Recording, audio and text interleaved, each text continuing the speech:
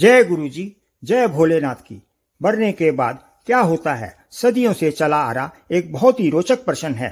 सदियों से इंसान ने इसके जवाब ढूंढने की कोशिश की है। दुनिया में हजारों तरह के धर्म हैं और सभी धर्मों की अपनी अपनी अलग अलग मान्यताएं हैं। एक या दो धर्मों को छोड़ करके सभी धर्म पुनर्जन्म में विश्वास रखते हैं। तो क्या आत्मा दोबारा जन्म लेती है, और अगर लेती है तो कितने समय के बाद लेती है? इस दौरान आत्मा कहाँ रहती है और क्या करती है? जब कोई नजदीकी मरता है तो हम सोचते हैं कि इस वक्त उनकी आत्मा क्या कर रही होगी, कहाँ होगी, क्या खाती होगी, क्या पीती होगी। क्या वो अभी भी हमारे आसपास वायुमंडल में है?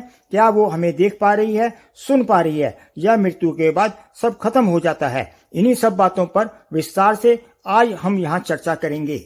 जानकारी पसंद आए तो वीडियो को लाइक कीजिएगा, चैनल को सब्सक्राइब कीजिएगा और बेल आइकन को प्रेस कर लीजिएगा ताकि आपको नई नई जानकारी मिलती रहे।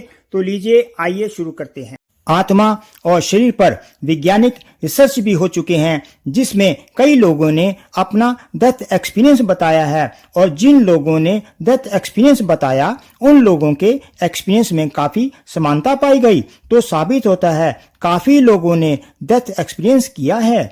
कई जगह देखा गया है कुछ लोग मरने के कुछ मिनट के बाद जिंदा हो गए, और उन सब के अपने अपने एक्सपीरियंस है। उन लोगों का कहना है वो लोग एक दूसरी दुनिया में चले जाते हैं।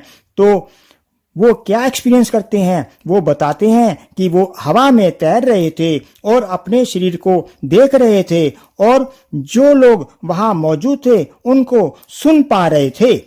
जिसे मृत्यु कहते हैं वो मात्र उस शरीर का अंत है जो 5 तत्व पृथ्वी, वायु, आकाश, जल, अग्नि से बना है। मानव शरीर नश्वर है। जिसने जन्म लिया उसको एक दिन शरीर त्यागना ही है।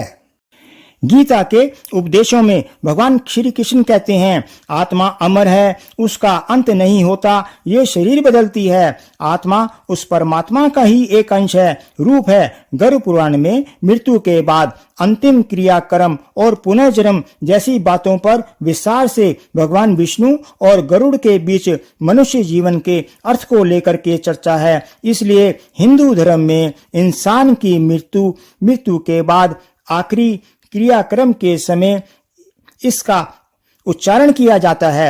मृत्यु से पहले और मृत्यु के दौरान, मृत्यु के बाद क्या होता है, ये गरुड़ पुराण में अच्छे से समझाया गया है। जब किसी की मृत्यु होती है, शरीर से जो रिश्ता होता है वो एकदम से टूट जाता है। फिर सोचते हैं क्या फिर कभी इस जीवन में कभी मिलना होगा, क्या कभी दोबारा मिलना या बात हो सकती है।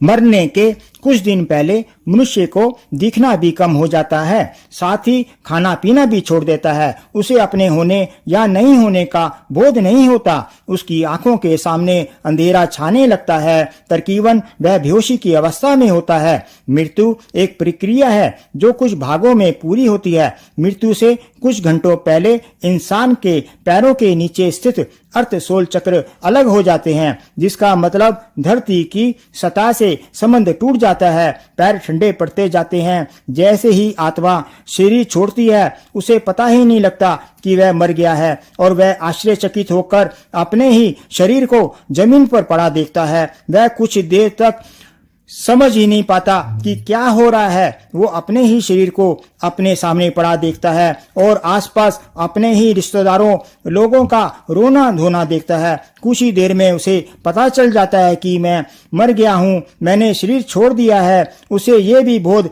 हो जाता है कि मैं मरा नहीं, ये शरीर ही मर गया है।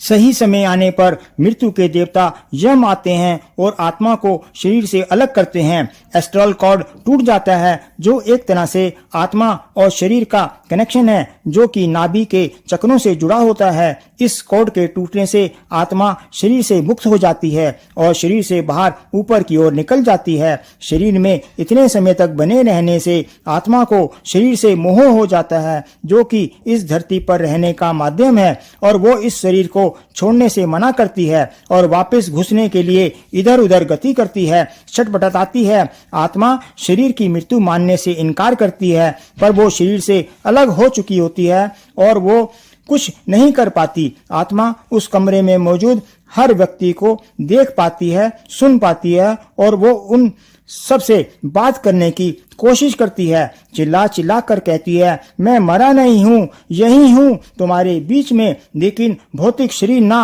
हो पाने के कारण उसे कोई सुन नहीं पाता। धीरे धीरे आत्मा को एहसास होता है कि शरीर मर चुका है और वापस शरीर में जाने का कोई रास्ता नहीं है। इस दौरान आत्मा अपने शरीर से लगभग 12 फीट ऊंचाई या कमरे की छत पर ऊंचाई पर तैर रही होती है। जब शरीर का अंतिम क्रियाक्रम हो जाता है तो आत्मा मान लेती है उसका इस धरती पर रहने का माध्यम खत्म हो गया। गरुड़ पुराण के अनुसार जब आत्मा शरीर छोड़ती है तो उसे यमदूत लेने आते हैं। मानव अपने जीवन में जो कर्म करता है यमदूत उसी अनुसार अपने साथ ले जाते हैं। अगर व्यक्ति पुण्य आत्मा है तो उसके प्राण निकलने में कोई कठिनाई, कोई पीड़ा नहीं आती। यदि वो दुराचारी पापी हो तो उसे पीड़ा सहनी होती है। शरीर से निकलने के बाद आत्मा एकदम आजादी महसूस करती है। जो शरीर के जो रुकावटें थी, जो बीमारियां थी, वो सब खत्म हो चुकी हैं और आत्मा अब सिर्फ सोचने मात्र से ही कहीं भी आ जा सकती है। हिंदू धर्म के अनुसार जब तक आत्मा के निमित्त पूरे क्रियाक्रम, अस्थियां विसर्जन, पिंडदान आदि नहीं कर दिए जाते, आत्मा अपने रहने के स्थान, घर, परिवार के लोगों के आसपास जिससे लगाव महसूस करती है उनके आसपास, और अगर उसको धन दौलत से लगाव होता है तो वो अपनी धन दौलत के पास ही घूमेगी। पिंडदान आदि करने के बाद आत्मा को अंगुष्ठ के बराबर शरीर मिलता है। आगे की यात्रा के लिए वैज्ञानिक डॉक्टर इंसान के दिमाग को खोलकर उसमें सारी चीजें बता सकते हैं, कितनी कोशिकाएं हैं, कैसी बनावट है, पर वही डॉक्टर वैज्ञानिक इंसान के अंदर स्टोर सारी मेमोरीज के बारे में नहीं बता सकते, जबकि दिमाग में हजारों जन्मों की मेमोरीज स्टोर हैं। कुछ दिनों बाद गरुड़ पुराण के अनुसार आत्मा को लेने के लिए यमदूत आते हैं तो आत्मा अपने परिवार और धरती को अलविदा कहती है। इस धरती से दूर होने लगती है और दूसरी दुनिया में प्रवेश करती है। कहते हैं एक बड़ी सी सुरंग होती है, उसमें से होकर आत्मा आगे बढ़ती है जहां उसे कई तकलीफें सहनी पड़ती हैं। अंधेरा होता है, तभी मान्यताओं के अनुसार उसके निमित्त दिया, भोजन, पानी आदि तर्पण किए जाते हैं। उसके निमित्त पूजन, प्रार्थनाएं आदि की जाती हैं ताकि उसे रास्ते में कोई तकलीफ ना हो, कोई दुख ना हो। संबंधित लोग उस दिव्यंगत आत्मा से क्षमा याचना भी करते हैं ताकि वो अपने साथ क्रोध, नफरत आदि ना अपने साथ लेकर जाए। ये सभी रीति रिवाज, प्रार्थनाएं उसके लिए भोजन का काम करते हैं। कहते हैं जिन्होंने पुण्य के काम किए हों तो वे गऊ की पूंछ पकड़कर आसानी से अपनी यात्रा पूरी कर लेते हैं। सुरंग के अंत में बहुत तेज रोशनी होती है जो कि दर्शाती है कि उसकी मंजिल भगवान का दर आ गया। अब सवाल यह है आत्मा को कितने दिन में दूसरा शरीर मिल जाता है और किन आत्माओं को जल्दी जन्म नहीं मिलता। वह मान्यताओं के अनुसार 84 लाख योनियां काटनी पड़ती हैं। दो तरह की आत्माओं को जल्दी जन्म नहीं मिलता। पहली जो देव आत्माएं होती हैं जिन्हें देवता या महापुरुष कह सकते हैं, उनको जल्दी जन्म नहीं मिलता, उनके लिए भी पुण्य आत्मा स्त्री की कोख चाहिए होती है। दूसरा जब वो सर्वशक्तिमान परमात्मा चाहते हैं तब उन्हें धरती पर भेजा जाता है और उन आत्माओं को जल्दी शरीर नहीं मिलता। जो शैतानी क्रूर आत्माएं होती हैं उनको हजारों साल लग जाते हैं। कर्मों के हिसाब से पहले कर्मों का भुगतान करना होता है। ऊपर जाने पर आत्मा अपने पूर्वजों नजदीकी रिश्तेदारों को मिलती है जिन्हें तब तक दूसरा जन्म या दूसरा शरीर ना मिला हो।